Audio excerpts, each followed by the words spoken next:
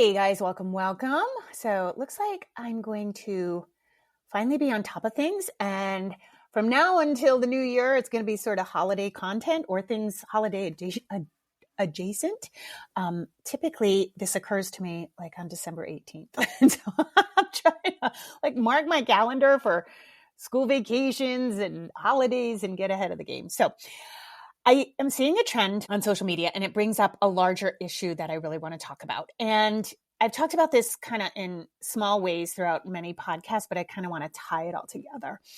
So how it pertains to the holidays, there is a lot of posts going around about grandparents and buying for the kids, or, larger extended family and buying for your kids. So the posts go something like this. When your parents ask you what the grandkids want and you don't even know what you're getting your kids, and they're all very angry. And I'm seeing a lot of them. And I recognize that a lot of my listeners don't have social media, so I cannot, again, state how great you are. And I can not overstate how jealous I am that you get to not be on social media. That's awesome. And I commend you for that. However, a lot of people are. And if it's a trend, I feel like it needs to be addressed. I'm seeing more and more posts. So what I'm noticing about Instagram, first of all, is that there is a thing called disclosure porn. And I've said this in a couple of podcasts. This has to do with dopamine, and it's in Dopamine Nation by Anna Lemke.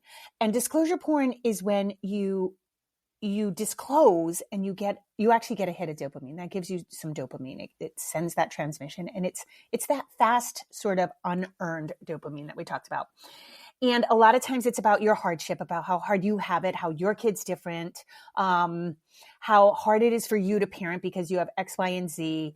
And I want to acknowledge that there are challenges, whether it's chronic illness or diagnoses or whatever. But what I'm noticing is this gets traction.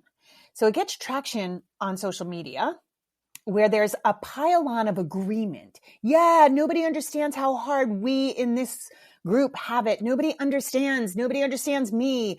And it's not quite trauma dumping, but it is complaining. Yeah. And that nobody has it as hard as me. And I'm calling it this race to the bottom. But here's the tricky part. As I talked about in the dopamine episode, what happens with dopamine is it's literally a signal to your brain what to pay attention for.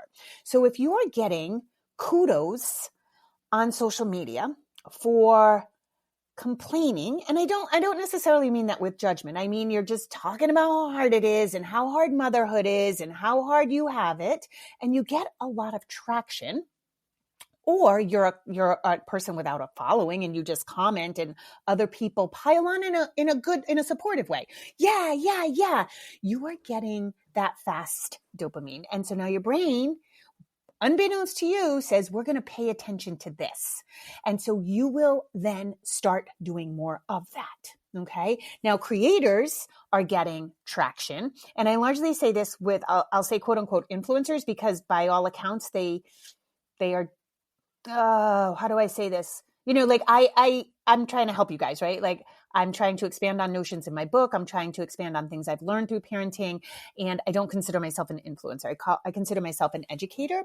So these accounts are largely people who are just kind of chronicling their daily life, and they don't have books or podcasts or anything like that. They just have who they are. And I've watched a couple of accounts devolve into this disclosure porn. And it's more and more like how hard it is, and my kids. And all I can think, number one, is when these kids get older, we have to be really conscious of our digital footprint in all kinds of areas. And I swear this is going to cycle back to the holidays. But what's going to happen when this creator or these creators, their kids are grown and now see their parents' digital footprint, which is motherhood was so miserable, so hard for me. So there's that. But I think what we don't realize is how quickly this becomes a thing. And then it's a race to the bottom instead of lifting each other up. And I really know that moms need to vent. We need to vent in person. Okay. In person is where we get our oxytocin. I keep saying this all the time, but this is so important, right? Because yes, we do need to vent, but we have to be cautious about the venting. Okay. And I talked about this in the Not Labeling Your Kids podcast, right? Because if all we're doing is labeling our kids negatively, if all we're doing is emoting our negative parenting experience, that's going to build upon itself. And pretty soon that becomes the thing. And so just be really cautious. It's okay to vent. And I always temper my words when I have to like complain to a friend about something Pascal has done or acted or something like that. I'm very, very cautious about limiting it to like my experience. I feel like, right. And I try not to go off the rails and spend a lot of time denigrating him, because I will only see him through that light if that happens. And how this is manifesting now for the holidays is so many people are on social media bitching about grandparents and how to rein them in, and all they buy are shitty gifts, and it's cheap stuff from the dollar store, and it's, you know, they always get the largest thing. They don't stick to the list anyway. They always just go rogue. They get the thing they want to get. And I understand that, you know, whenever I talk about gift giving, whenever we talk about minimizing crap in our house, whenever we talk about having fewer toys, it always comes down to like the grandparents being the weak link, right? And they go rogue. They get the thing that you didn't want them to get. They get something obnoxiously big that doesn't really fit in your house. They get something that lights up, that dings or something, right? Outside of tablets and AI toys, which by the way, avoid at all costs. These things are scaring the hell out of me. Whatever they get your kid, we have to temper this with, you have grandparents who love your children and want to buy them things. So let's always kind of sit back in some gratitude about that. And yes, it can be a pain in the ass. And we can also be grateful that we have grandparents who want to buy your kids things. Okay. So I just see this. It's so shitty online. And I'm like, I would hate to be a grandmother and just be like going through my feed and seeing people reprimanding grandparents all over the place, when I don't know, there's something about it that just feels very selfish to me. So that now some ideas for you if you do want to try to curb grandparents along the way. So the cheap dollar store stuff that, a lot of grandparents, I don't know your situation. People are having kids at 20 and people are having kids at 45 now. So like, I can't even with any surety say, I did a newsletter about aging parents, and I got replies from people saying, who the hell has kids and aging parents? And I was like, well, I did, you know what I mean? And so I think there's a wide variety of experience here. So as always, take it with a grain of salt, but sometimes grandparents who are on fixed incomes or headed towards fixed incomes love the dollar store crap because they get more. They are of that mindset that more is better. Just like a kid who thinks, 20 pennies are better than $1 because it's more. They go into that kind of thinking. That stuff is easily expendable, and I know you don't want them to waste their money on it, but they're going to anyway. So I would just kind of write that stuff off. Next is if you're asking grandparents for experiences or memberships. I always think these are wonderful things. A great thing is a special like coupon book or a calendar.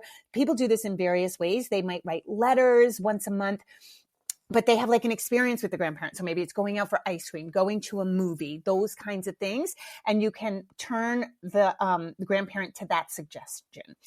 A lot of times grandparents want to buy something. They really want to buy something. So if you are asking for a membership, something you can do is also cue them into like a small lovey that this kid wants or whatever's popular right now. I have no idea. I know those Labubu's. Is that how you say that? I know those things are popular. I don't know if they're expensive or not, but whatever.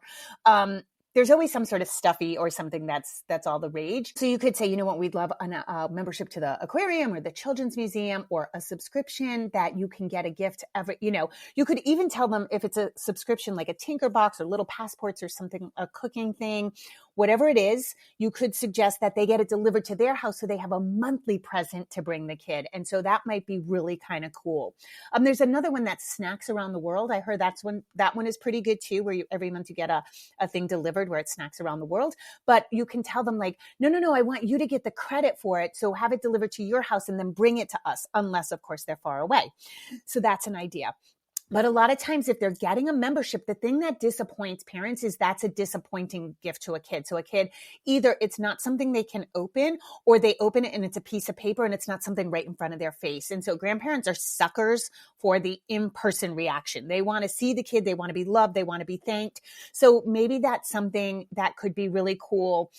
Like if you don't allow, if you don't usually allow candy, maybe they can get like a bouquet of like Dum Dum Pops, or, what's the one that the owl, oh, I forget those ones. It's got like gum in the middle, below pop.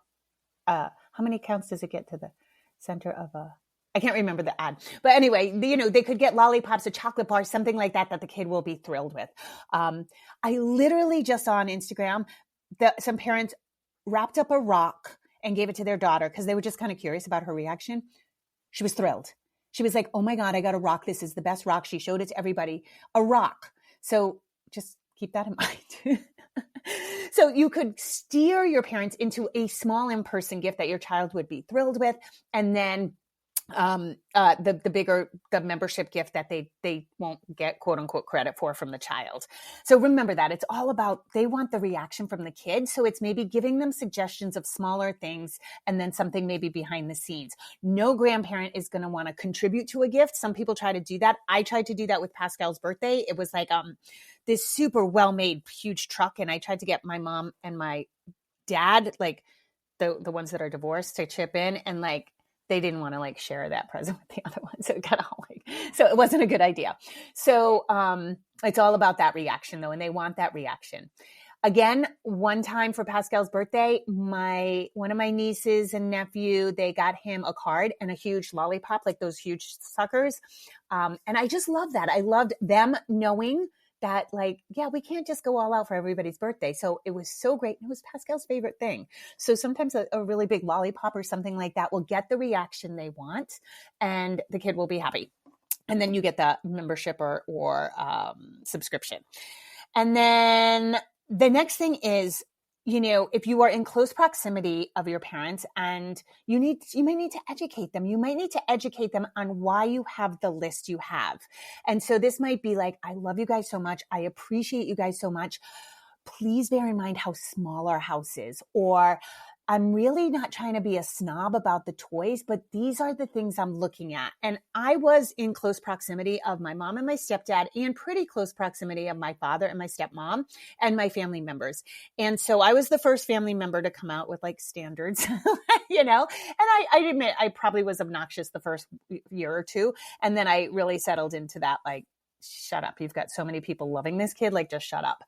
But I really stuck to like well-intentioned toys, well-made, had longevity, open-ended play, these sort of parameters. And my father especially just loved toys that like lit up and all the lights are going off and, oh my God, it talks to you. This is so great.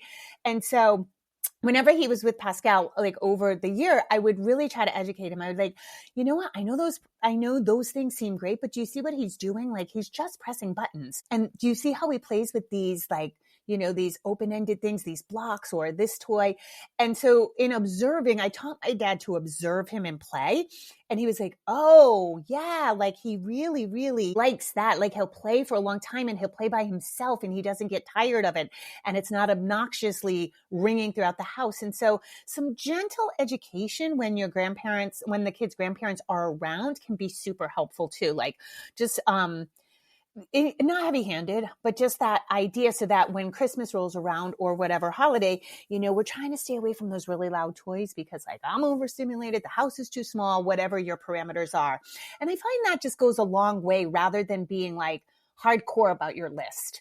And regardless, you can always say it broke, or it, oh, we have to keep it in the garage because it's too big. We can't keep it in the house. Like, there are always ways to mitigate where the present went or what happened to the present. And that can be true too. And yes, is it a waste of money? Absolutely. But also, let's not discount our parents' hearts, and that's the big thing I want you to take away, is that as many people love your kid as possible is always a good thing. Okay. And I actually am working with a family right now that went through a very contentious divorce, and this kid is caught in the middle, and it is awful for the kid. And one of the things that's awful is people denying other parents, other grandparents time with a child. Children only benefit from more people loving them, and everybody's going to love in a different way. And I think for grandparents especially, they just live for that like to die moment. A lot of times I would give my parents a bigger thing that I knew was going to get a great reaction from Pascal. I was in the background, Santa in the background, not getting the credit. I didn't care. I really didn't.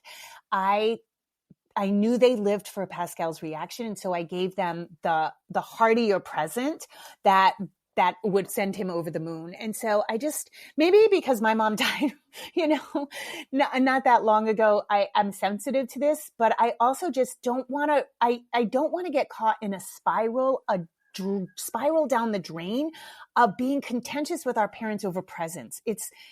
It's just not worth it, you guys. Like, their hearts matter too, even if it's misguided. So just let's just remember that this holiday season. Okay. All right. That's all for today. Bye.